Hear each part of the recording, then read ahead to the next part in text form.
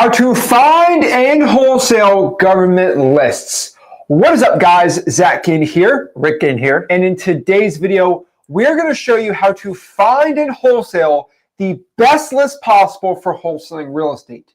Yes, there is not one better way to find wholesaling real estate deals, and heck, your first wholesaling real estate deal, than going out here and going after government lists. Guys, I cannot stress this enough.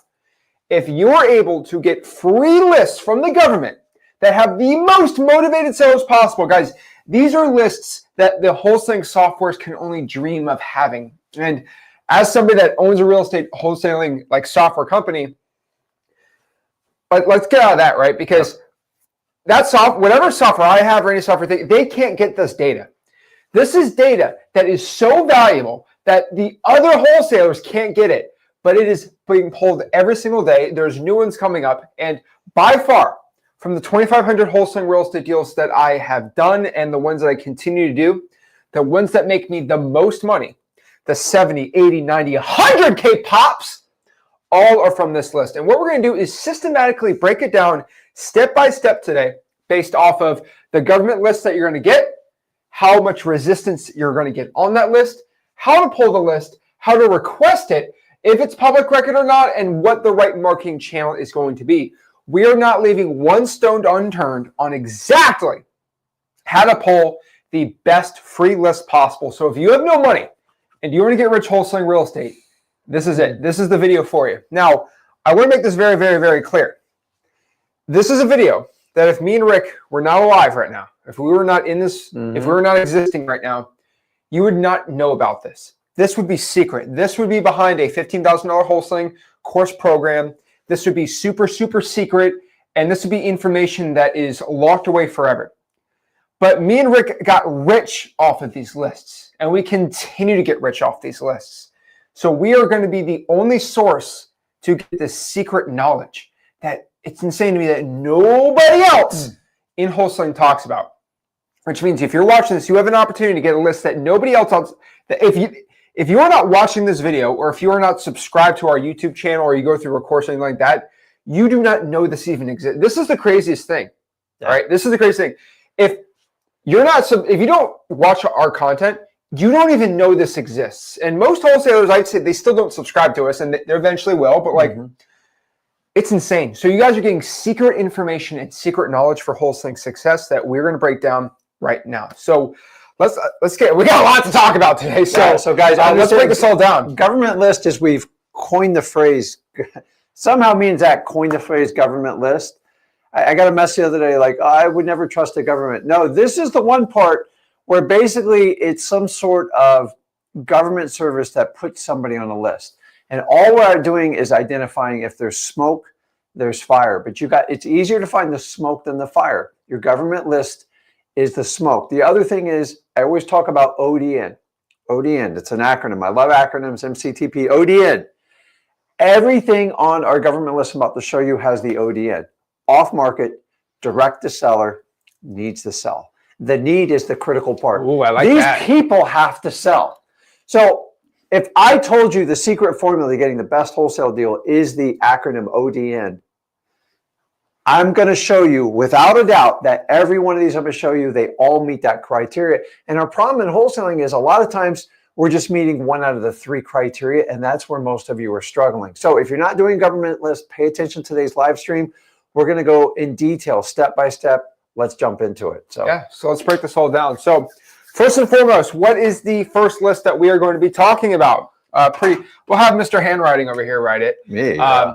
Here, let's put that one in black so it's easier for people to see, and then we'll put red on the other ones. Okay. We got to color code it. I got a little OCD on my thing. So we are going to do the first one. Is going to be pre-foreclosures. So the first government list that we don't talk about is, I don't know if we have enough space, but we're going to try it out. Okay. Pre-foreclosures. Oh, boy. Sorry about that. So we're going to put it up here too. They are called pre-foreclosures. Now, pre-foreclosures are kind of what the word is. These are people basically, if I have to just kind of use a one sentence to describe what a pre-foreclosure is, a pre-foreclosure is basically a list of people not paying their mortgage. That is the best description of a pre-foreclosure. That's the best way that I can describe it. These are people usually 2, 3, 4 payments behind on their mortgage. They're not paying it. Now what happens here is the bank files something on public record saying, hey, this person is not paying me.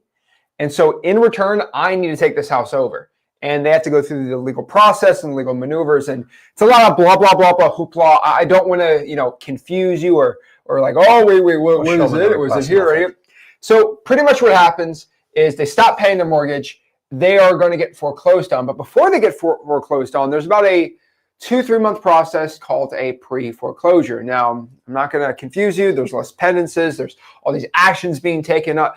This is simple, right? But it's pretty simple. I'll write this one. So, what's the resistance of a list like this? This is honestly one of the easiest lists. So 1 being easy, 10 being hard. 0, 1. This probably is going to be like a 2. Like it's really easy. And I'll show you why it's a 2 when I get to the request method. Yeah, most of you guys asked for the wrong list. It's pretty simple, right?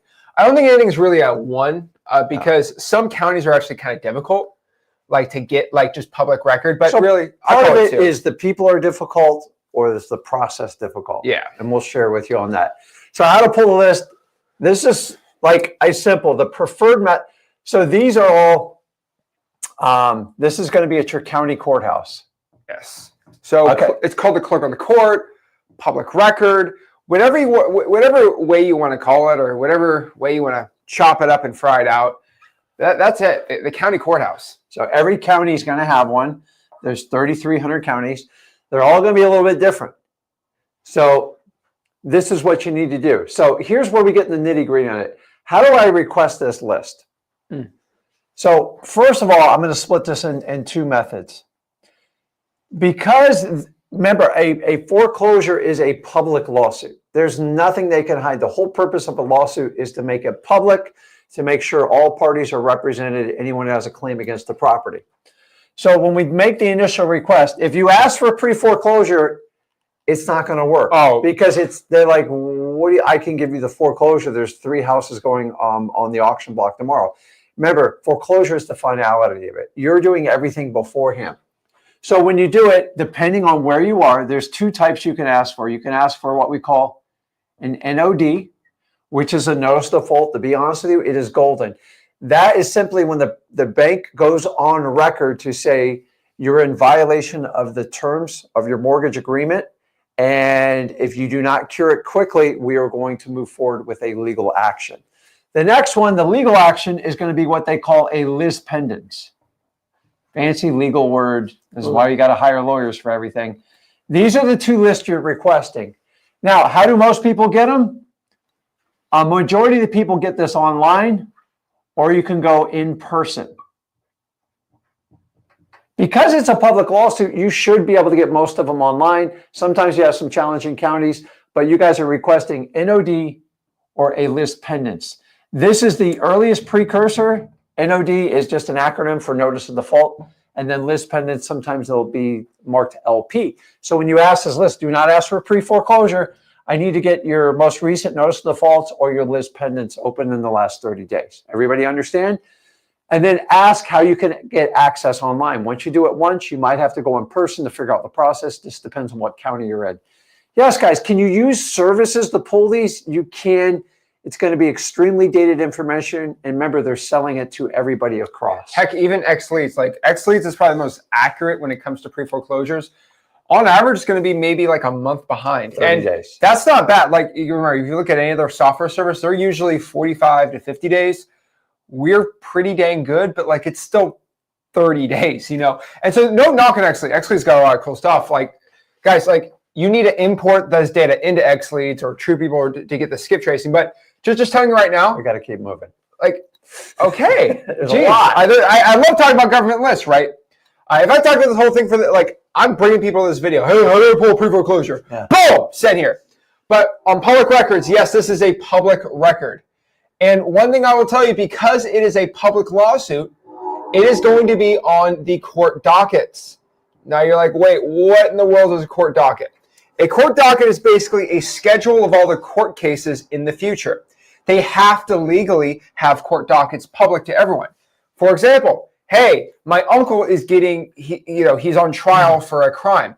What courtroom is my uncle in? Yeah. Oh, that's a secret we can't tell you. Yeah. They have to tell you. Or if, let's say, some celebrity is getting sued and the reporter's like, what courtroom it is? Legally, they can't say it's a secret, I'm not telling you, because we're in the United States of America where you are being tried publicly. So anybody can actually go and see the trial themselves. Just make sure it's a fair and due process, which is in the Constitution. So we have to actually have you publicly know, hey, this guy's court case is this date on this date, this is the judge. So they actually have to let you know, because how do you know if this is not a sham trial or not? Yeah. You're actually allowed to go there and confirm it. So it's called the court dockets. Legally, they have to let you have that. Because it's a public record, if everyone's saying, oh, you can't find it, it is called the court dockets. So we got to make this a little different here, but it's pretty good, right? So what are the best marketing channels for this? So this is simple. The number one is always going to be reverse driving for dollars.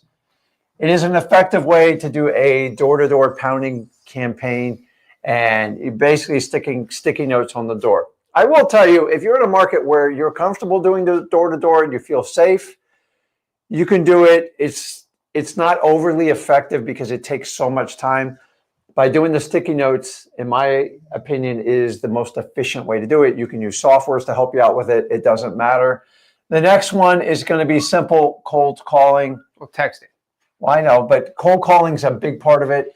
And then we're also going to do, okay, you can call it SMS text. I wouldn't cold call a pre-foreclosure. It's just cold calling is efficient, but you're going to have a very It is a low way to do it, connection but rate. I wouldn't do it. Okay. That'd be me. Then, Let's X that one out. Let's erase it real quick. I reversed this with something else. go ahead. If I was going to reverse drive for dollars in text, those are my two top ones by far. Not even a question. But if I had to put a sticky note out or text, it's good. But this is a secret one. Because we can't cold call it, door knocking is this is probably the best door knocking list by far. Yeah. And those would be the three. I know this handwriting. Well, I looked at reverse driving for dollars as a technique of door knocking. Yeah. Listen, if you get a list of 20, 30 people that just got in the foreclosure, if I'm in a door knock, I'm going straight to the pre-foreclosure. In fact, that's how I got started. Oh, yeah. Some people call it high risk, high reward. Listen, you're a wholesaler. The only risk is when you don't take action. So if you're comfortable doing it, say you have a background in door-to-door sales, and remember, it's about being authentic. You are not selling them. You are solving a problem. You got to find out if they'll communicate to you. You got to get around the Ring doorbells. You got to get around the neighborhood dogs. Yeah. And let's face it, not many people answer their doors anymore, and that's the challenge. Exactly. So reverse drive or door knock or text are the best ways. Let's go through this a little fast. There's so many types of government lists. So I'll run through this one. One of my favorites, which is the evictions list. Now, can you describe the evictions, why I do this? Yeah. Okay. So the evictions, pretty simple. It's different than the title landlord list, but this is a list of people that are evicting their tenants. So a landlord has a property, a tenant stops paying, or maybe a tenant stops paying, increased damages, and they won't voluntarily leave, which is very common. And the landlord goes down to the court, and as long as he is the legal owner, he or she, they can file a lawsuit. And basically, it's a lawsuit to get them evicted out of the house. These are quite common depending on what state you're in. States like California and New York, these things can drag on a super long time. So number one, if you're going to pursue evictions, make sure you understand what the laws are in your state, and so you know the timeline. I'm in the state of Florida, which is one of the most landlord-friendly states. Guys, it's 20 days on average. If you do your paperwork properly and you work through a lawyer, you can have somebody out in under 30 days. I go to other states, some are 3 and 6 months, so you got to be familiar with that process. So what I want to do is we're simply going to go down to our courthouse. Now, the resistance level... It's a little different because list pendants is actually pretty easy to find. Yeah. The evictions, I can tell you some counties are different because some counties just have them as just like a regular lawsuit. Mm-hmm. And then it's like Zach Ginn versus John Smith. It's like, ooh. But some of them have like eviction as a type. Some are just Zach Ginn versus John Smith. Yeah. It's like for the consideration of $15,000. And it's like, Ooh, that gets a little more difficult. So what I'll tell you is most dockets, if you look at them, or most like court records, if the consideration of the lawsuit's under 25 grand, that's kind of where you're going. It's so different. Like it's not the easiest one, but some of them are easy. Now, you just find general lawsuits of like 2 individuals or an LLC. Evictions are going to be another one. You can go online, in person. That's how we do it. And really, the marketing's going to be calling and texting. There's really going to be no good reverse drawing for dollars, unfortunately, or door knocking for an eviction because it's an absentee owner, which means the owner of the house doesn't live in the property. They live somewhere else. So not the best one for this. So I'll tell you is evictions is a pretty good one. So to get clarification, you can go to your courthouse. It's always better in person and ask, how do I pull up landlords that are basically evicting their tenants? And there should be some sort of classification. Don't assume it, just ask. It's just much easier. So if you're a guy, just learn. You got to ask directions sometimes. I know we never do it. So I like evictions. I want the freshest ones. I'm going to give you a little cheat sheet on evictions. Like I'll give you right now, in the state of Michigan, they're required to put the landlord's phone number on the bottom of the complaint. It's unbelievable. I can't believe they do it. Understand most evictions, if you own a property in an LLC or a corporation, it is required by law to have an attorney do the eviction. So you can read through the classifications, but we found a cheat sheet in quite a few states that the cell number was right below the landlord's name, which back then was a big deal because you didn't have to skip trace it and you could just pick up the phone and call them right away. On top of that too, if you want to look at like a big corporation, so find like the biggest like multifamily property in your city. So maybe there's like this big 400 unit complex in like Dallas, or like heck, you know who owns a lot of real estate, it's like BlackRock or whatever. Yeah. Find a big hedge fund, search the hedge fund on public record. It's usually going to be BlackRock versus John Smith. It's because they're evicting them, or like just a big fund. Usually a big landlord, you're going to find something like that. Yeah. Okay. What's next? So you notice with Trim, we're dealing with the court system first. The next one we're basically going to do is probates. Woo! So now I should have put up another column after I think about this a little bit, but I'll share with you the insights. Probate's nothing more the process when somebody passes away and they own assets under their name and they're titled. So let me give you an example. If they own a car and they pass away and they have a title to it, you can't legally transfer the title without the owner's authorized signature. Obviously, if they're deceased, that's not possible. So they created a system called probates in the court system. And basically what it does is it recognizes their last will and testament. Usually there's a petitioner, which files, which says, I'm going to be the PR, which is the personal representative. Here's a little hint. That's the most responsible person in the family. And there's a reason they are in charge of the final finances. And then they distribute the assets. They decide to keep them. They decide to sell them. And then they divvy up to the heirs. If there's 4 people, they divide up the proceeds. Sometimes people keep real estate. Most often they sell it. My favorite thing about probates, they are a perfect beginner wholesale deal. Why? They go, Rick, I don't know how to do probates. I don't want you to know how to do probates. You have to learn how to connect with people on probates and connect with the PR or the executor. That's all you have to do. If you can master that skill set, you can make a ton of money. If you want to be the master of all trades and master probates, you're going to be studying it for 10 years and you're not going to make a dime. So we're going to recruit our title company. We're going to recruit a probate lawyer that works with the title company. Very clear, you do not need a lawyer to buy a property in probate. So if you want to learn more about it, go over to freewholesaling.com. Probates, here's why they're perfect, guys. They're vacant. They're typically outdated, deferred maintenance. And keep in mind, when somebody passes away, your job as a family member is to take care of the loved one. Stop worrying about the house. We'll deal with that later. You can't replace life. So a lot of times they put in special railings, especially in the bathrooms. They put it on the carpeting. I know I've done it. And when somebody passes away, then they got to deal with everything. And a lot of times it's overwhelming. We provide a service. Not everybody in probate is going to sell you it. But I will tell you, when I get a vacant property of an out-of-state owner that needs a massive amount of repairs, these are set up for the absolute best deals humanly possibly. In fact, most of my 6-figure spreads have come directly from probate. So let's go through the process. Resistance level. Remember, this is just an opinion.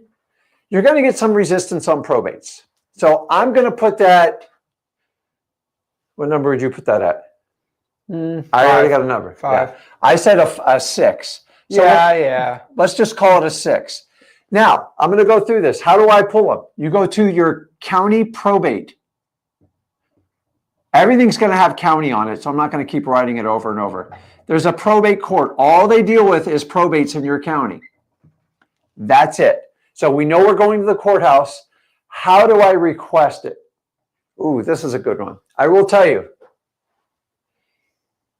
In person is best. I'm sorry, it's just the truth. Why? Because here's what they're going to do. We talk about public records, right? Is it a public record? Technically, yes. Your challenge is the privacy policy.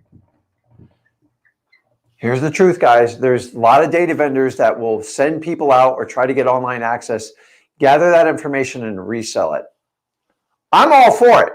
But the problem is the privacy policy, they try to limit it. And this is the problem you have. Can you get these online? I do, but it's hard. Can you use a service to give you probate information? You can. I've tried them all. I promise you, you will cancel them all when you're said and done. Yep. They're unreliable, they're outdated, and they sell that information to everyone. Honestly, if you're going to do that, you can work within other platforms and get better information for an 1/8 of the cost. So understanding the only way to really get fresh probates is it always comes and derives from the courthouse. So if that's your focus and mission, listen, for 2 years, I went to the courthouse twice a week until I got so good at probates. Do I do that as much? No, I have other people that do it for me, and I use services that are a compromise. I get convenience, but I don't get the information as quick. Here's the secret to probates.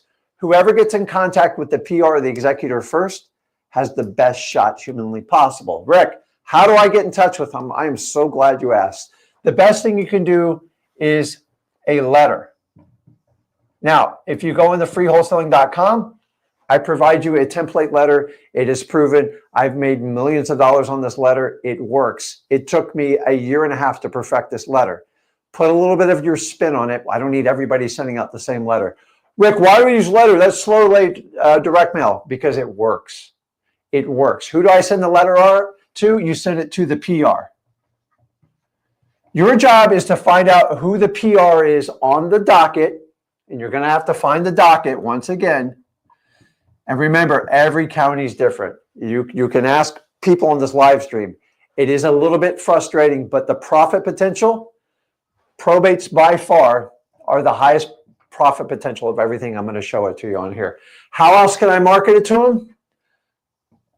Cold calling actually works. I call it kind of warm calls. But keep in mind, I never cold called until Zach got started in my company. He says, Dad, why don't we cold call the probates? I go, I don't know. He goes, if you don't do it, other people are going to help them out, and we offer the best service. So I said, hey, it works. Some people respond to the cold call, some do the letter. Do texts work? Texts are not very effective because they just don't like it. So I do the McDonald's, Burger King approach, but I like to do the letter, and I like to follow it up with a cold call. How long do we do this? Guys, if they don't respond in 2 letters and 2 or 3 cold calls, I'm done. I'm not going to beat a dead horse. I know there's so many gurus out there who tell you, just keep pounding them. Whoever spends the most on marketing, just spends the most money. It doesn't always mean you're going to get a great return on it. Do not overlook the probates because I give it a 6. Here's the key, guys. To overcome resistance, you have to use persistence. You have to stay in the lane. And you just have to say, you have to be nice to them, and you have to keep coming back. I teach you the volley method. Don't use good cop, bad cop in the courts. This works unbelievably. Next, I got a lot to get through here. This honestly is probably, in my opinion, one of the greatest lists. I don't know if I can fit it in here. Tax delinquency. And this is simply people that are behind on their property taxes. Different than the liens. Different than the liens. So this is kind of what we call, if you have a pre-foreclosure, you could call this a pre-tax deed sales certificate, however your state titles it. So give you a quick crash course on how property taxes works.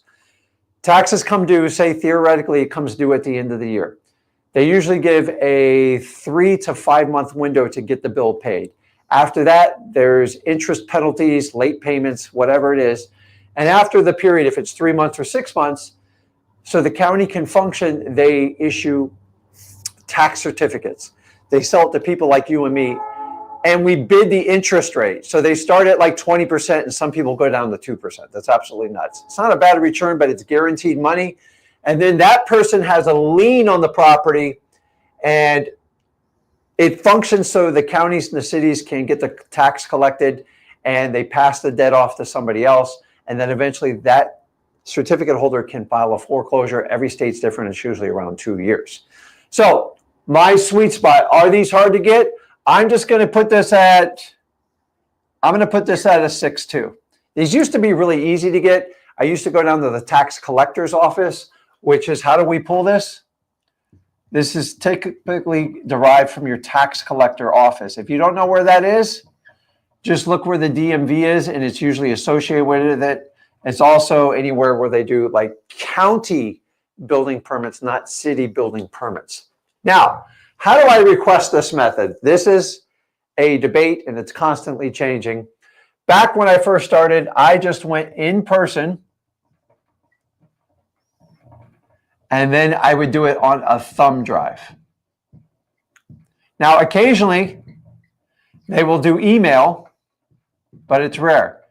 Some of you guys are fortunate enough that on virtual, you figured it out. Sometimes you have to start out in person, and then you might be able to get it online.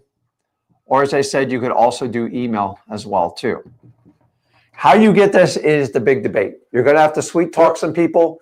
And your biggest problem, is this public record? Yes or no? It is. But once again, your biggest issue is the privacy policy. And this is the one that you're going to have to navigate around. You're going to hear a theme when we talk about these privacy policies are ridiculous. When they go, well, you got to meet with the city attorney, you go, is he ready right now? Is he or she ready? Don't run from it. Most people run. They're expecting you to duck and run when they give you any resistance, but you have training with us to overcome resistance. You beat it with persistence. So how do I market with tax and links? This is pretty much wide open. I always love reverse driving for dollars. You can do the door knock, kind of the same thing, just more one-on-one. Text works well. You can do cold calling, but it's a very, very low response rate. These people are avoiding bills on it. And then some people like to do mail. Once again, that's a low priority. And you can use a catch-all in the mail. But if I had to do it, reverse driving for dollars, door knocking, texting, cold calling, the results are pretty low. And then some people do direct mail with it. Don't start out doing direct mail. We're trying to give you ways to access the highest motivated sellers that need to sell their house with little to no cost. And we need to understand that when we do that. So on top of that too, like some of these are a little different. So for example, the tax collector might just give you the list. That is a very, very, very common thing. Maybe it's like 50-50, the chance you can do it from there. But like the tax collector, DMV sometimes does it, but mostly it's the tax collector that collects the property taxes, and they have a list like Santa Claus of people paying or not paying. Helping a couple of people in the Discord, there's actually a couple of people that like have actual like online, right? It says taxes paid or unpaid. And you can export that data. One really big tip here I can tell you too is this is like a sometimes. So we're gonna go out here and look at the tax rolls. Like, what in the world is a tax roll? A tax roll is basically an entire data set from the tax collector of every single property in an Excel sheet that the tax collector collects property taxes on, or every single property that is listed inside of the county. They actually have a list of it. And usually if you can export that data online on the tax collector or the property appraiser, that's pretty cool. On top of that too, there's usually, most of the time, there is a little section called taxes paid, yes or no. and it'll tell you for the current year or previous year if they are behind or they did pay their property taxes. And that will show you a tax delinquency. Now, let me make the next one here, and I'm going a little out of the order, but it's definitely the same one. It would be like a tax lien list, okay? So let's just do liens in general, because I think, you know, for the sake of time and the sake of making everyone normal, liens. So you might be like, Zach, what's the difference between a tax delinquency and a tax lien? Well, usually if somebody doesn't pay their property tax for a year, so currently, you know, if it is 2025, property taxes are due some states, like in my local area, it's due November, right, of 2024 is when the previous one is due. So what I'm going to tell you right now is exactly, so if November 2024 is when the previous taxes were due, if it's December and they're not paid, it's the tax delinquency, right? So another example here is if, you know, somebody hasn't paid their taxes in 2 years, it is delinquent for 2 years. Now, now the process goes, it's delinquent, then it turns into a lien. Usually after the second or third failed tax payment, the county puts a lien on the property.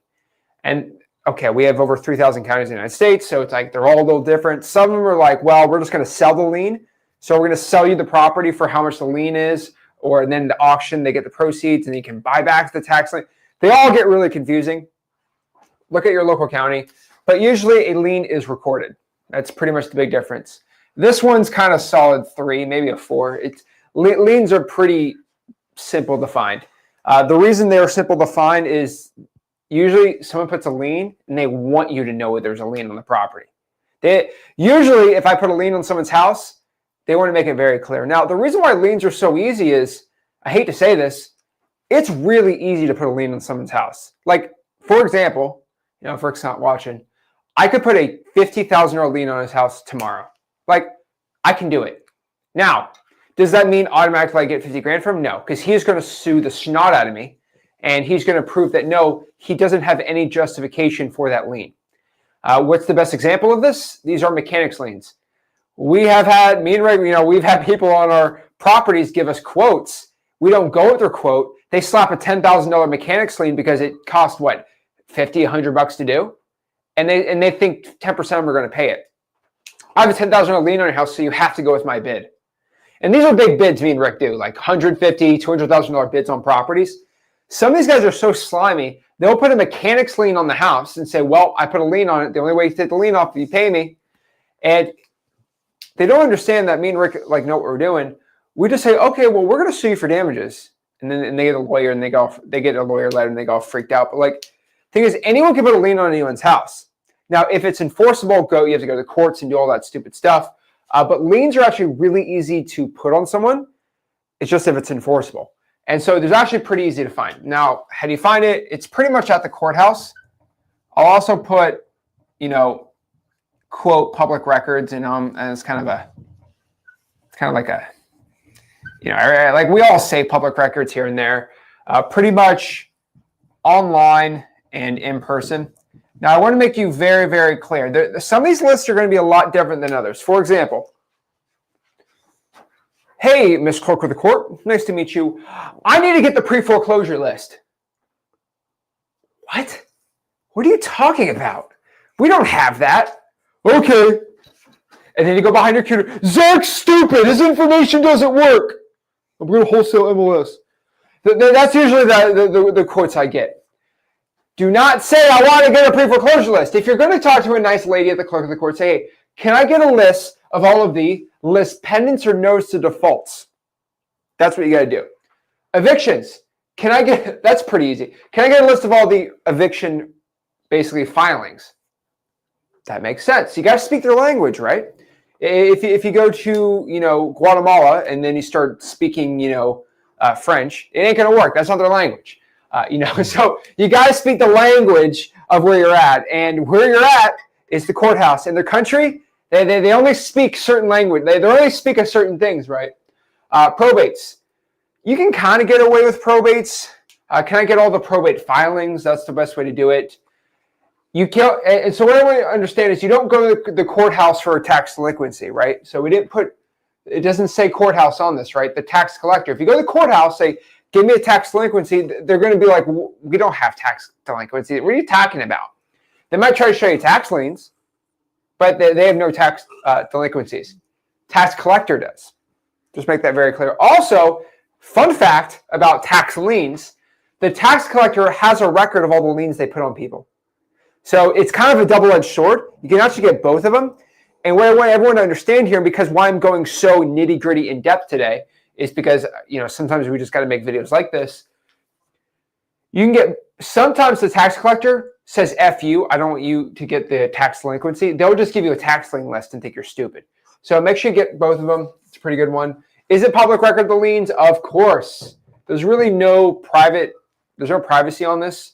They're pretty simple to do. Cool part about liens is any software is going to have liens, and any software is going to have the pre-foreclosures pretty much. So it's pretty good. Remember, with most softwares, like on XLeads, we have a tired landlord list. It is different than the evictions list, right? Tired landlord is just an algorithm, people that own rental properties for a while, different than the actual evictions. Liens, I mean, reverse drawing for dollars works, texting works, calling them works. I mean, kind of all the above for liens. The only one that's very specific is calling pre-foreclosures, and maybe the evictions a little bit if you get the wrong person, but liens are pretty much simple to do. Now, the next one are one of my favorites. I call these code violations. Now, the reason code violations work so much are these are people that have ugly houses that are against the code for the city. So, for example, there are certain rules in your city. I know this sounds crazy. Like, I didn't even know this was a real thing until I got into real estate. And you're probably going to be like, what? Are you serious? You know there's rules for the city that your grass can't be too high? There's rules that your house can't have mold on it. There's rules that you can't have too many cars parked in front of that. I don't like rules. I'm not a rule guy. I am not the rule dude. But it's an insane rule, but it's a real rule that you can't have all this crazy things. So code violations, I'm going to put them at a solid 5. Sometimes it's a 7. Sometimes it's like a 10. But really, I'm going to put it like a 5. The thing is, there's really no 10 level government list. They're all done, and I haven't had someone not be able to get them. There's one we'll talk about later, but code violations are going to be a 5. You get this from the Code Enforcement Department. Now, sometimes they're called neighborhood services, but pretty much it's called code enforcement. You go online. Sometimes you get it via email, but 90% of the time you're going to have to go in person. I know that sucks, but you usually get a list doing that. Is it a public record? No. So this is the first one where it's like, wait, what? These aren't usually publicly on record. So I can't go to the courthouse and get this list. It's a private list. But it's pretty cool because if somebody's grass is too tall, usually someone calls and they complain because it's an eyesore, and they get a $30 a day fine. Some of these properties accrue $3,000, $4,000, $5,000, $6,000 fines. Heck, shout out to Joseph. He's actually getting his first deal. You remember Joseph, the teacher, not a teacher, but he works in education. He's at the event. He is set to close, hopefully, his first deal for $10,000. Pretty dang cool. And he actually did this from the code violations. I actually talked to him yesterday. And the funny thing is, he has a seller who has I believe a $7,000 code violation on the property. Guess what? Us real estate investors know how to deal with this. If you dealt with a realtor, guess what happened? Oh, you just got to pay it. Well, us real estate investors, we know we can actually negotiate code violations. The government never negotiates on anything, but they'll negotiate on these for some reason. So you can actually usually, if there's a $10,000 code violation, you can tell the seller, hey, how about I pay for the code violation and you pay for this price? The reason you say that is because, say, okay, you want to sell for 110. How about I just buy it for 100,000 and then I pay the $10,000 code violation? So it's really 110 to you. The seller's like, yeah, what a deal! Here's the cool part you can do. You can actually go to code enforcement when you get the deal locked up and say, hey, we need to cut this down by half and I'll pay it right now. And they're like, really? Yeah. They're like, okay, fine. Boom. Now you just made an extra $5,000 at closing. Boom. Right? Work smart, not hard. That's why code violations are pretty dang cool. But yeah, they're not public record. Pretty much I'm going to put all of the above And I'm not saying that to be like cute or anything, but like really any type of marketing is going to work. These are just ugly houses. There's so much money to be made there. Absolutely love code violations. Now, the next two ones we're just going to talk about, these are probably some of the hardest ones to get, but there's a reason why. And I guarantee you have not pulled this list, so take note and do it. Okay, so let me. I got you. Okay. I got you. So the next one is going to be one of the favorite ones, the water shutoffs. And this list is exactly what it says. It is a list from the water department of people who've had their water shut off. Rick, why do I want the water shut off? Guys, listen, if I shut the water off in your house, does that indicate a problem? Obviously, there's a financial problem. Nobody willfully, wantingly shuts off their water. Who shuts off the water? Number one, it's usually people that are having significant financial problems. The last thing, in my opinion, you ever want to shut off in your house is the water. Which is more important, the electric or the water? I don't need to get into graphic explanation. You make the decision. You cannot function. You cannot use toiletries. You can't use running water. You can't take a shower. The list goes on and on. Now, sometimes these can be part of evictions. Laws are very clear that landlords cannot shut off utilities, especially in the wintertime in certain states. So a lot of times it comes down to financial. Listen, guys, I am targeting people on this list, but they need help. If you can't pay your water bill, which is typically under $100, don't worry about paying the rent. Don't worry about paying the mortgage. Don't even worry about the electric. That property 9 times out of 10 needs to be sold. End of story. The only exception is people who winterize their homes. I'm not familiar with that in Florida, but that's the truth. This is the challenge. What's the level of resistance? Well, you all want to mark it like 10 right off the bat. So I'm never going to give you the 10. The 10 is inside your head. You have to ask. If you get rejected, if you asked, you did your job. I'm going to put the resistance right around a 7.5, maybe even call it an 8. There's a reason for it. I'm going to show you why. How do I pull this list? Very simple. You have to go to your utility company that runs the water in your, now a lot of times it's cities, guys. It's not a county. Sometimes there is a county. And most of the time, these are run by the cities because they feel they can be more efficient. They can provide safer, cleaner water. And they believe they can put price controls in there. I'm not going to get into that debate. But so how do I request this? So most people are going to make a phone call to the utility department. Some people are going to go in person, which usually doesn't go well, or you're going to send an email. Rick, how do I send an email? Just go in your AI, your chat GPT, whatever method you want to use, Bart, Gemini, and just construct a quick email. And as bad as you think you write it, it'll clean it up for you. It's absolutely amazing. And just do the request. Here is the key. Is it a public record? That depends. It's going to be a yes, or it's possibly going to be a no. Here's the key is you have to ask. Your public utility company has to be public to even have a shot at these records. If it's privately owned, like a corporation, and it's not publicly traded, odds are you're not going to get the records. Remember, guys, if you don't ask, you don't get.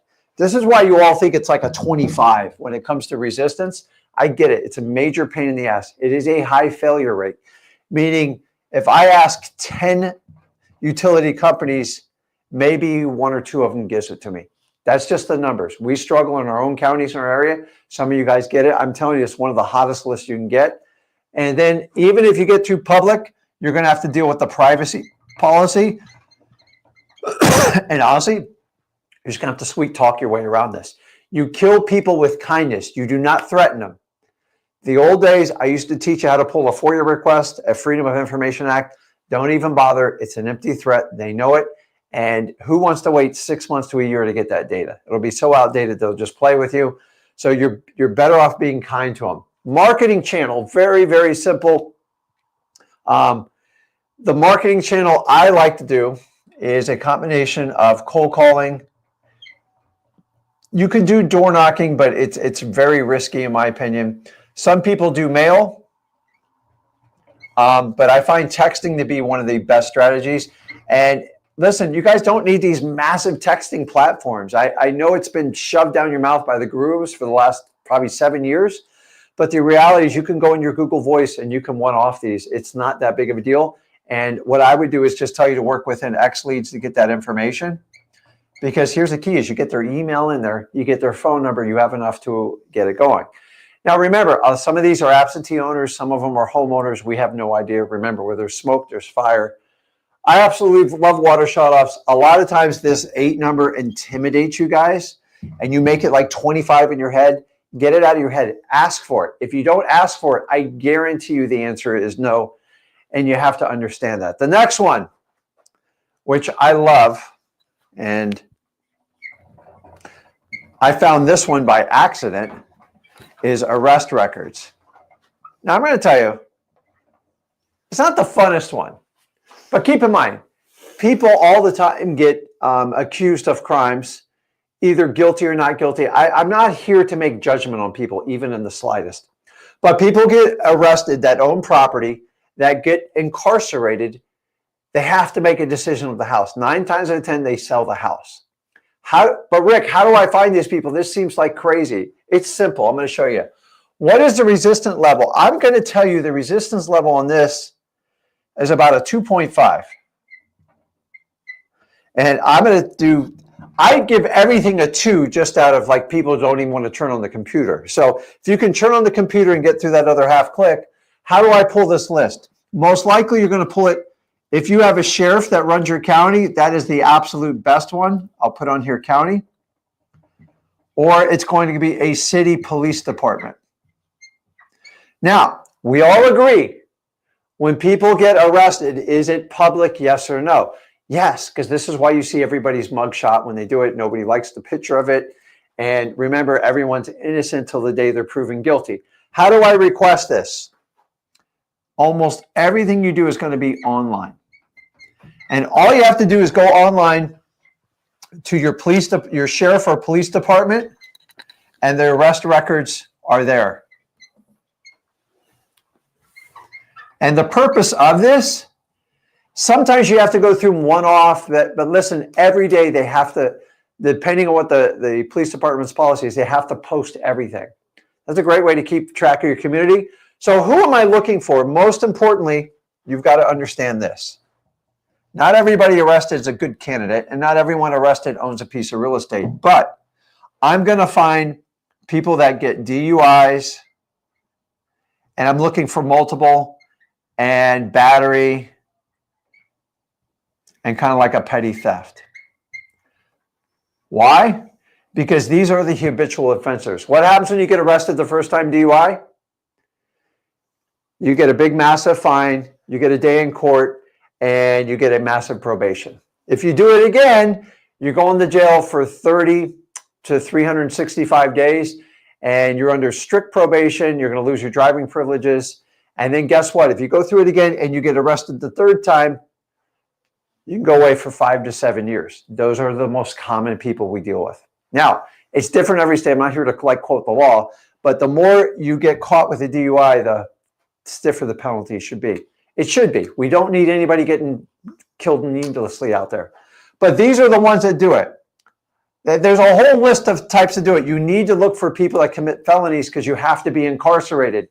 So jaywalking and stuff like that, it has to be a criminal offense and it has to be a felony, because if you're going to go away to jail for 12, 18 months or longer, it's got to be a pretty serious offense. So don't waste your time on the low-level stuff and like tracking them. And then once you find they're on that report, you just cross-reference it to the property appraiser's records to see if they match up.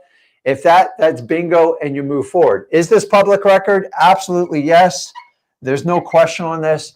How do I connect with them? Once again, reverse driving for dollars is always going to be the defunct one. I'm not going to tell you the door knock just out of the safety for the ladies out there. But I will tell you, for some reason, they absolutely love text. You could do cold call. You could even do mail. But I will tell you, Text is a big one. It is a big one. I like to reverse driving dollars. You stick a note on there. It's not risky, and as opposed to, I'm going to keep away from door knocking because number one, I want everyone to be safe. So it's not the end of the world, but like I wouldn't recommend and tell you to do it unless you're all 100% comfortable. I think reverse driving for dollars is easier, and just have a conversation with them. Honestly, they're some of the most motivated people you'll ever deal with. So I love the arrest records. I love the water shutoffs. And then I'm going to go straight up to the next one while we're rolling here. Fire damaged.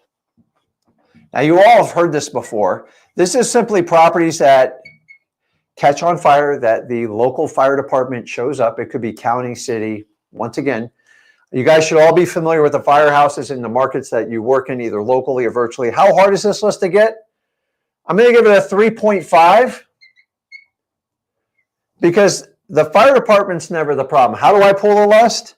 You just request it from the fire department. Now, you're going to have to be tactful how you ask for it, and you're going to ask for the most recent reports of incidents.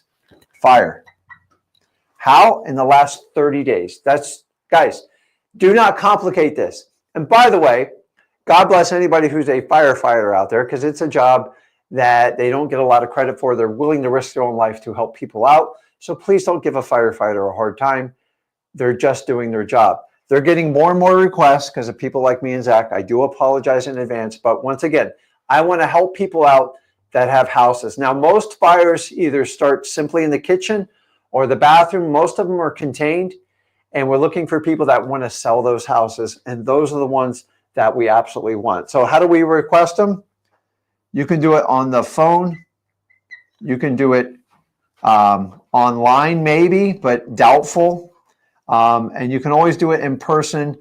You're going to have to be very tactful in person because these people have a job to do. They have to be on standby, and you have to understand that. Is this public record? Technically, yes. But once again, you're going to have to navigate through the privacy policy part, and that's the challenge. What's the best way to connect with a fire damaged property? Honestly, I like a cold call, a text. Reverse driving for dollars is not going to work for obvious reasons because usually they're not living in the property depending on the damage of it. The mail, a lot of them don't even have a mailbox. So I like cold calling and I like texting. But guys, remember, if you don't ask for these lists, it doesn't matter what I rank the resistance level is. Most of you are intimidated just by asking. And me and Zach are giving you honest feedback of where you're going to hit the roadblocks on it. If you go out and ask for all these lists and you get 3 of them, that's great. Well, we got one more to share. Yes. Really quick, and that's going to be the divorce list. My least favorite out of all these. It is one.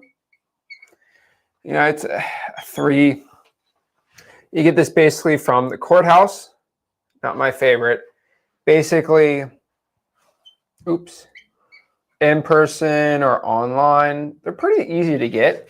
Yes, it is completely public, and pretty much you can call or text this list.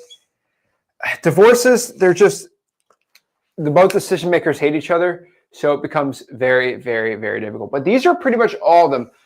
You know, I got Rick to do one surprise thing for everyone because I think this is the biggest issue we get. I'm seeing a bunch of people like asking about this, right? It's like, okay, well, they said no. They said they're not giving it to me. What do I do? Do I just give up? Do I go on a ball? What do you do? Because you're very good with this, and so you always got your mind. So how do you do this? So my simple saying is overcome resistance with persistence. Persistence. Some of you mistake it as running people over. You can't. You just have to keep engaging, understanding these are regular employees in your communities or the communities you invest in. And they're just doing their job. 9 times out of 10, they're just doing what their boss says. So remember, if you ever want to get past the gatekeeper, which is the employee, you have to win them over. You're going to use the same techniques you use with motivated sellers. You're going to have to build rapport and connect with them. Look around, look at pictures. Every government workstation I ever say they got a picture of their kids, their dogs, their family, or their favorite sports team or paraphernalia, whatever it is. Use it to your advantage. So if you start getting resistance, start complimenting people. Do not attack them. Oh my God, your hair looks so nice today. Hey, happy Friday. You know, just, you've got to engage them and talk to them. And so, Rick, what do I do when someone just says, no, you're not getting it? You got a choice. You can either turn around and tuck your legs and go out between that door. Honestly, you're not going to make it as a wholesaler if that's your attitude. It's okay. You're going to have to prepare yourself. One of the methods I teach you is kind of use the volley method. Hey, Tristan, I understand you can't give me the list directly. What can I do to get that list? And just re-ask the question nicely. By the way, I love what you've done with your hair. Is that like, what is it you're doing? It's like, I got to talk to my wife because her hair doesn't look like that. And once you can give the flattery and the compliment, and they know you're trying to work with them, if you try to run them over, you're going to get killed on it. Does it guarantee you're going to get it 100% of the time? No. Some of my old school tactics when I first started doing this, my code violations, I would bring a dozen donuts. And why? Because the lady goes, there's nothing better than a donut in my life. I showed up the next day with a dozen Dunkin' Donuts. I never had an issue after that. People with animals and dogs, they will bend over backwards. Once they know that you're not a threat to them and you're a real person and you want to help them out, they have the key to get into the gate. You have to charm the gatekeeper to get there. Are you going to get it 100%? No. But if you don't try, you can't cry. Do we understand that? If you don't try, you can't cry. You've got to request. Me and Zach have never got every list. But if I work through it, I'll get 3 lists. Then I'll pick away 1. I'll get another one. And then I'm just going to keep picking away. Now, if you get someone that just roadblocks you, ask to speak to somebody else in the company nicely, maybe a manager, supervisor, and if not, recircle your wagons. Have you ever lost your keys and you look so hard and after a while you go, hey, I'm just going to give up, I'm going to stop. And then you give yourself a 15-minute break and you try, oh, the keys are sitting right there on the desk. This is the same way. Sometimes you got to pull back and go with a different method. So that's it. So I know Rick's got to run to a meeting, but you got it? Oh yeah. I want to get you on a hot mic though. On there, but yeah, so let's keep talking about here. Okay, government lists, I could talk about these all day, but let's kind of get more nitty gritty what to do with this data, right? So these are the government lists. So I'm going to give everyone a second to kind of screenshot this for kind of a minute, but these are all of them, right? So we got 1, 2, 3, 4, 5, 6, 7, 8, 9, 10. We're just going to do the top 10 for now. Make it pretty simple. Make it very, very easy. I don't think there's any way to really screw this up. But these are going to be the 10 that I'm telling you to be going after here and doing. Now, the most important part, it's like, okay, well, now I got all this data. What do I do with it? Well, we already kind of see, right? Well, what's the marketing channel, right? We know we got to put sticky notes out. We got to call them. We got to text them. Got to do all these things. One quick thing I could tell you, okay? And let me kind of erase the bottom part just so it's a little easier for everyone. But it's like, well, what's kind of the last piece of the puzzle here with government data? So you're probably pulling the government list because you're trying to get your first deal, right? And so you're most likely going to have to call or text somebody. That's kind of like the beginning of the name of the game. I'm going to tell everybody that cyberbackgroundchecks.com and True People Search are the best ways. So the first one is cyberbackgroundchecks.com. This is one of the best absolute free ways to find somebody's phone number absolutely for free. So if you're looking to get the data and you want their phone number, cyberbackgroundchecks.com. Number 2 here is going to be truepeoplesearch.com. So really, if you don't know how to skip trace them or get their phone number, these are the 2 I'm going to be doing. On top of that, I'm challenging everybody for a while now, and shameless plug, but I don't know. This is my gift to you. Okay, I'll tell everyone to get 1,000 free skips in bulk if you haven't done it. It's free skips at xleads.com. If you go to xleads.com, just go to basic plan, click sign up. You get a 7-day free trial. You can cancel anytime you want, but you can bulk import 1,000 records. So you just go to the import, 1,000 records of all of these. You'll get it exported 1,000 for free. You have my word. You'll be able to get 1,000 and then cancel, email billing at xleads and cancel your account. I could, whatever. But doing that will give you 1,000 free skips at xleads. So I'll write that there for a second for everybody. But this is my gift to everyone. 1,000 free skip traces at xleads.com. So all you gotta do is get a free trial on the basic plan. And you're gonna be able to get 1,000 free skip traces. The reason I'm saying that is not for you to want to sign up for X Leads. Number one, it's just because I am giving that gift to everybody who's watching this. I'm giving everybody the gift of 1,000 bulk skip traces for free at X Leads. So you can get the best data, so you can test it out. And honestly, at the end of the day, I'm really sick of all these companies trying to sell you skip tracing. So I'm just going to give it out for free. So 1,000 free skip traces at X Leads. That is our free trial for it. And then email billing@xleads.com to cancel it if you don't want to keep it. But that is my gift to you guys. Call me Santa Claus. But those are the 3 ways to get phone numbers for free. And shameless plug, I am saying it's free because it's 1,000 free. You can cancel on billing, and yeah, it's fine. So yeah, this is how we do it. So from the top, pre-foreclosures, evictions, probates, tax delinquencies, liens, code violations, water shutoffs, arrest records, fire damage robberies, divorce. These 2 websites for free skip tracing, bulk imported on X Leads. What more can a man want? What more can a lady want to make money wholesaling real estate? Now, the last part is, and I think one of the most common questions I get asked is like, whoa, Zach, what in the world did Rick do here? Is, okay, I know I got to go after these, right? But how many leads do I have to do to get a deal? How much work do I have to put in? So I'm going to just use like 6 examples here so we can roughly figure out what we got to do. And what I mean by this is, how much contacts or how much work do I have to do to get a deal usually on these platforms, right? On these things. So let's see. There you go. Number 1, probates. I have found on average, if you can get in front of 500 contacts on a probate, you'll get a wholesaling deal. That's $20,000, $30,000, $40,000. Whoa, that's a lot. So if you were able to get in front of 500, so calls, text, emails, I don't know, probate mailers, whatever you want, you'll get a wholesaling deal. For code violations, I found about 750 contacts. So not that bad. Could be better, but that's on average. About 1,000 liens, I'd call those or text them. Evictions, about 700. 450 pre-foreclosures. It's actually pretty dang low, but it is hard to get so it's very difficult to get in front of a pre-foreclosure. That is why there's not that much. It is very difficult to get in front of the pre-foreclosure, but once you do, boom, it's good. And then fire damage probably about 500. It's a little more difficult to get in front of them.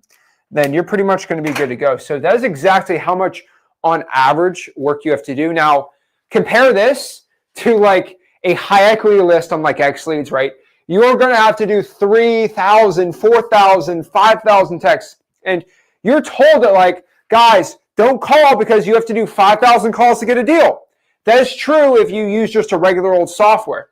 But if you're able to pull a government list, upload that inside of X Leads or whatever, it's only going to take 500 to 1,000.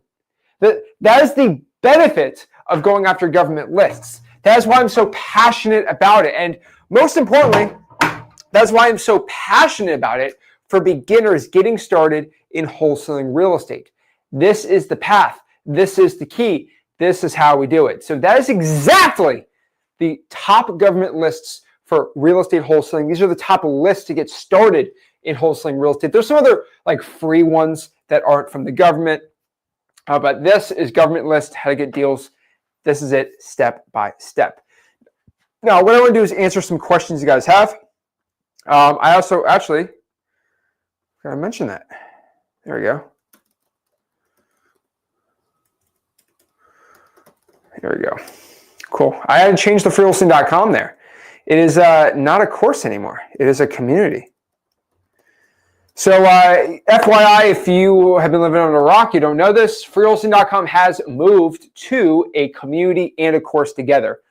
So the course is within the community is within the course.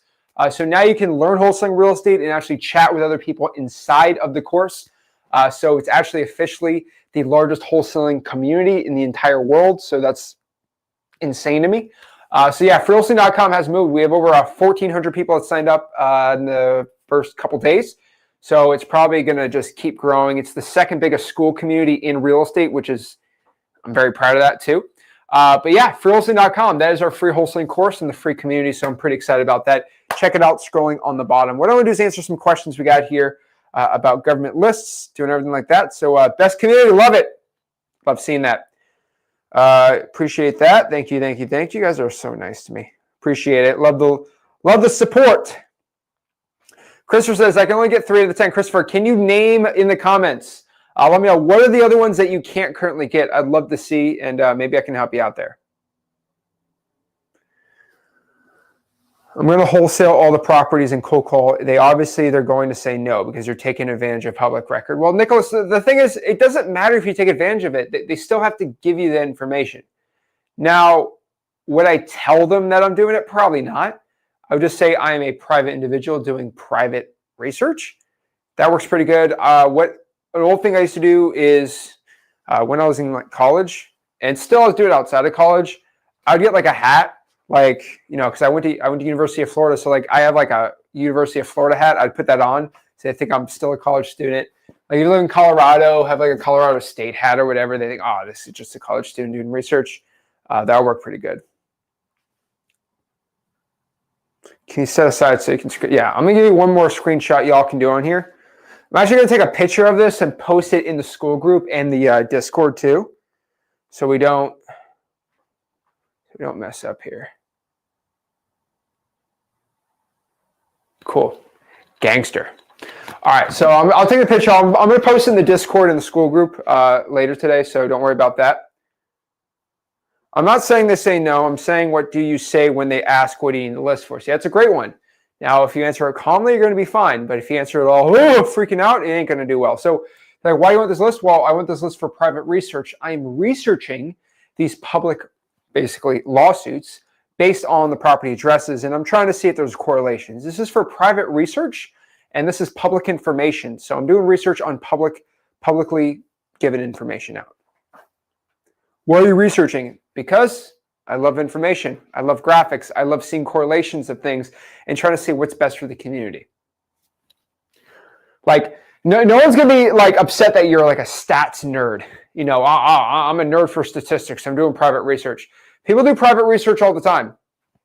For example, I looked at I look at real estate trends and I'm like, hey, we're looking to buy a rental property in Missouri, like southwest Missouri. And I'm like, okay, what's the population projections for Missouri for the next 100 years? I know it's crazy to look, but that's really important to see what we think property value is going to be in the future. And Missouri's population is going to be rising, right? So it's very important to see the population projections for the United States the next 100 years, right? It's supposed to go increase. So if the land stays the same in real estate and the population increases, usually the average price for a house is going to increase in the future, which makes a lot of real estate a good investment, right? It's very, very important to see that, right? Here's my question. When you call the sheriffs, ask for what are you going to say? So why do you want to know all the arrest records? I'm just doing private research. There's really not a problem with that. The issue that you probably have, or if you start freaking out when somebody asks that's probably because you're nervous. Why do you want this information?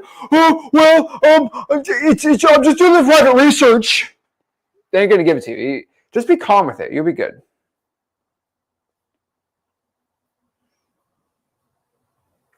So yes, Texas has some very, very weird laws with the water shutoff list.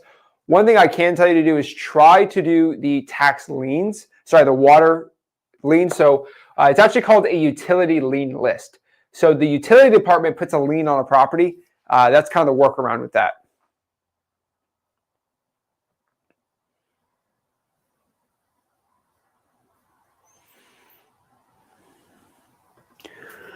I'm not Rick.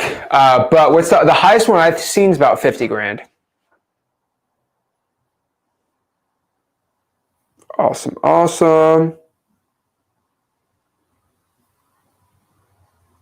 So Kyle's got to go to know, how many calls can you generally make on a Google Voice before they're being marked as spam? I would say about 1, 2, 3, maybe 45, 50 a day. But the thing is, what you should probably be doing at this rate is getting multiple Google Voice numbers. So getting 5 or 6 or 7, you just got to get someone's number, just create multiple Google Voice accounts, and it'll be good on there.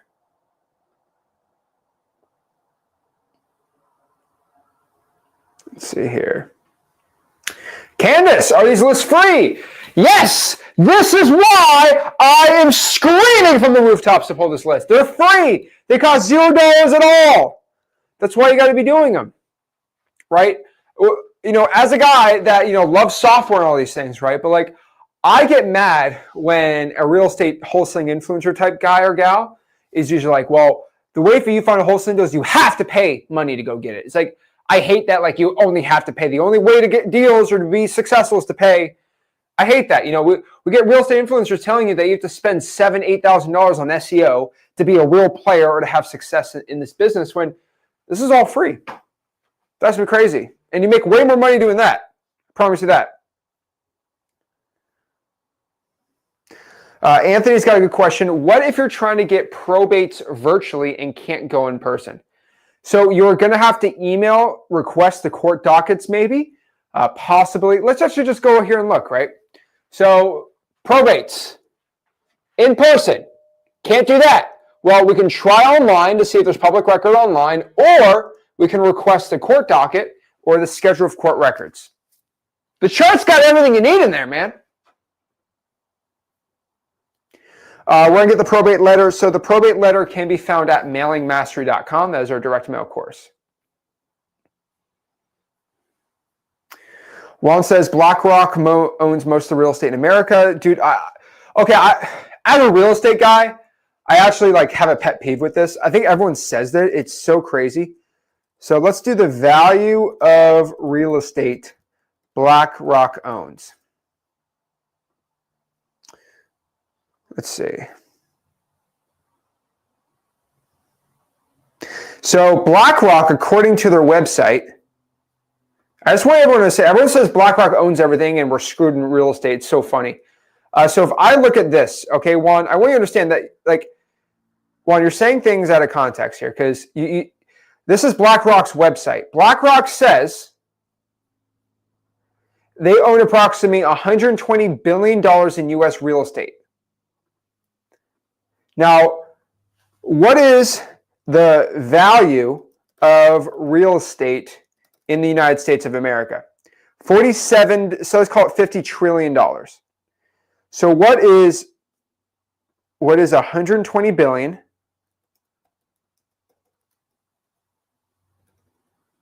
divided by 50 trillion?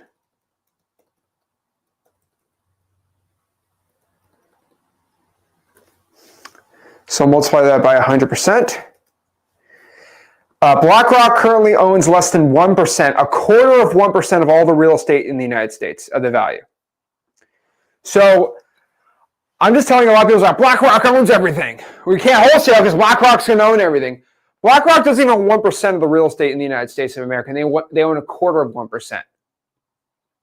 So like just let's get that straight before everyone says, because I get that people saying you shouldn't wholesale because of that. It's the stupidest thing I ever heard. Let's see.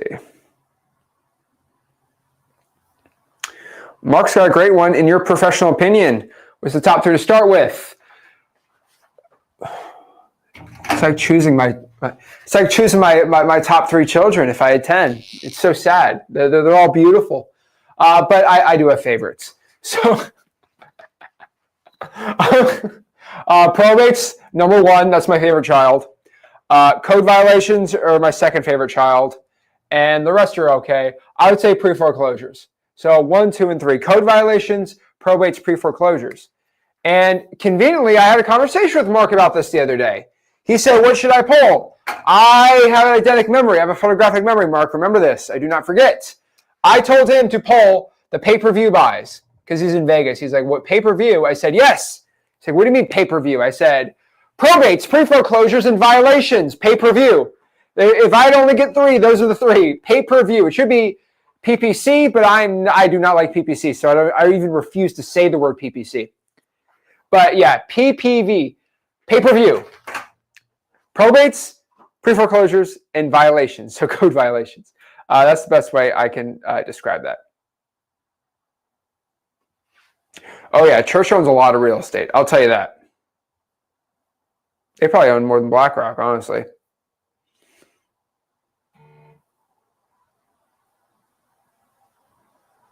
Appreciate that, Brandon. Appreciate that, man. So Raquel's actually got a good point here. You know, some counties will go tell you when you try to pull this information, and they're like, oh, you know, it's $25 per page. I get that a lot. One thing I say is, okay, well, can I just get the court dockets? Now, they legally, okay, I want to make this clear, they legally can charge you $25 if they have to go prepare this information. Cool part about this is they can't prepare the court dockets because they already has to legally be prepared. So as for the court dockets, Raquel, that is the best way around this.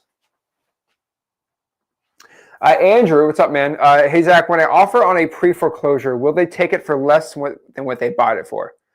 So depends on the property. Usually you want to offer more than what they owe. Now, what they bought it for, I don't really care what they bought it for, right? It's like if I'm buying a used car, it's like I don't care what you bought it new for.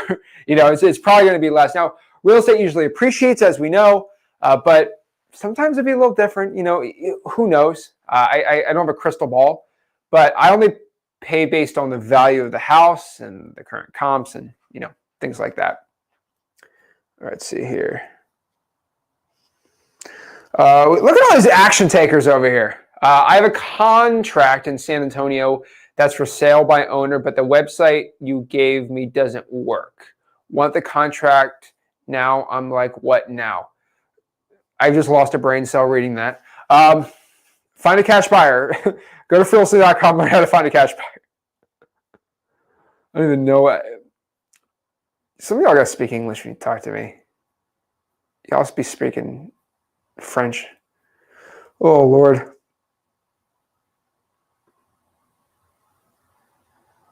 Okay, Powers. ZACHDiscord.com. That's how you join the Discord. Oh, Lord. Jack of all trades says, I tried this yesterday, pre-foreclosures. Yeah, that's not the move, man. That is not what we got to do. Do not walk in the code enforcement or the court. Get to the pre-foreclosures. They're going to look at you silly, and you're going to walk out getting nothing. So, yeah, we got to fix that. Where to find cash buyers? Okay, that's a good question, too. So, I'm just going to write it on here. That'd be a lot easier, right? So there are a lot of ways. So we're going to talk about free ways or paid ways to find cash buyers. Now, best paid way to find a cash buyer obviously is using XLeads because that's a dispo platform, but I'm not even going to get into that right now. And I'll just keep it for now for the sake of time. If I'm going to find one, I would say number one, Zillow for sale by owners, probably one of my favorite ways. Sorry, Zillow for rents. On two, Facebook groups is great if you want to find a cash buyer. My bad handwriting's coming out right now. I don't know why. But three is like a JV. Like if you even go in the comment section, right, there's probably people in the comments right now that have buyers. So that like that's who I'd be going after too. That's who I'd be talking to, right? So